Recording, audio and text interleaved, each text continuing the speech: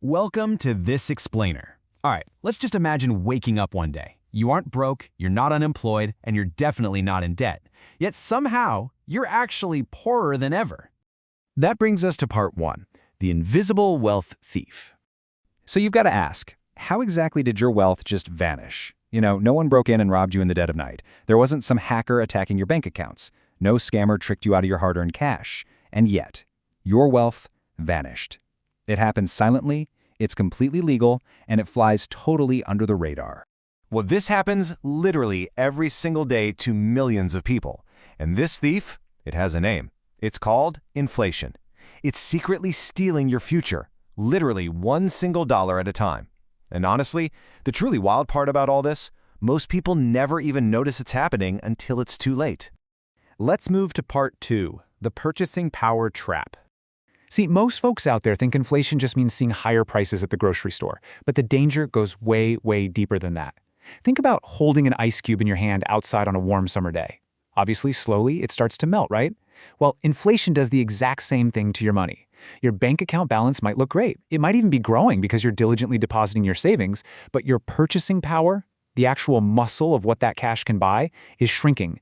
It's basically melting right there in your hands. Let's put this in perspective. Look back 20 years ago.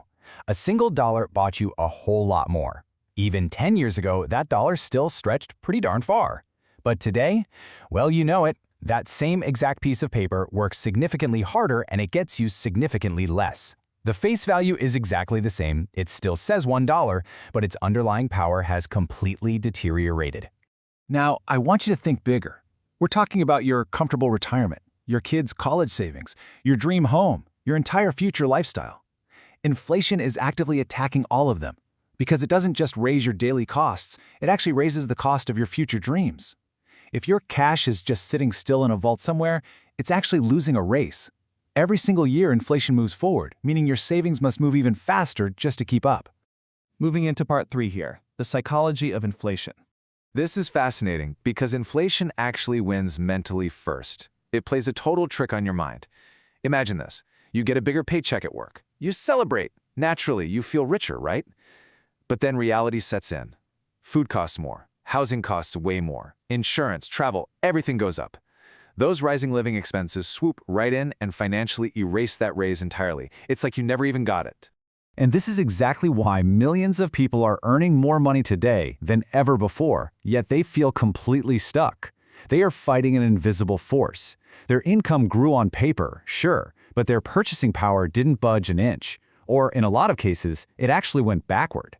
All right, part four. Let's talk about the 4 rules for offense. So how do you actually fight something you can't even see? Well, you have to stop playing defense.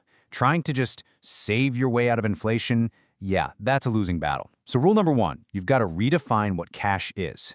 Cash is a tool for emergencies, period. You absolutely need an emergency fund, for sure, but it is not a long-term strategy for building wealth. Your money has to be put to work. If you leave it sitting idle, it just weakens. Now, what's really interesting here is rule number 2. You must own assets, not just income.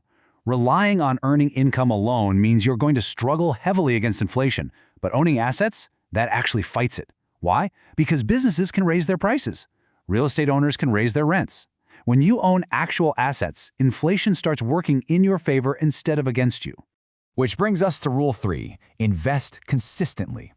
So many people just wait on the sidelines. They're looking for that perfect timing, the perfect market conditions, perfect certainty. Let me tell you, those things literally never arrive. Meanwhile, inflation, it never waits. It just keeps moving every single day. So you have to invest consistently, not emotionally, not just every once in a while when you feel like it, consistently. And rule 4, you have to increase your financial education. Because guess what? Knowledge compounds just like money does. The wealthy spend their time actually studying money, while average people spend their time chasing it. The more you truly understand how money and inflation work, the much harder you become to exploit by this silent thief. Finally, part 5, protect your future. I want you to look 5, 10, even 20 years ahead. Over that kind of timeline, inflation honestly doesn't care how hard you work.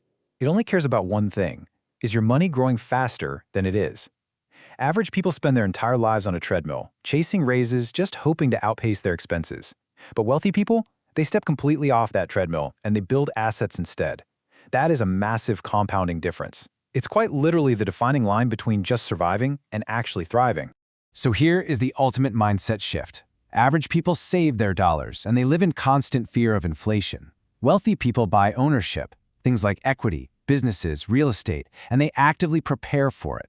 The very moment you understand this dynamic, that's the moment you stop being inflation's victim and you step up to become its opponent. As we wrap up this explainer, I want you to stop asking, how much money do I have in the bank? That's the old way of thinking. Instead, I really urge you to ask yourself something much, much more important.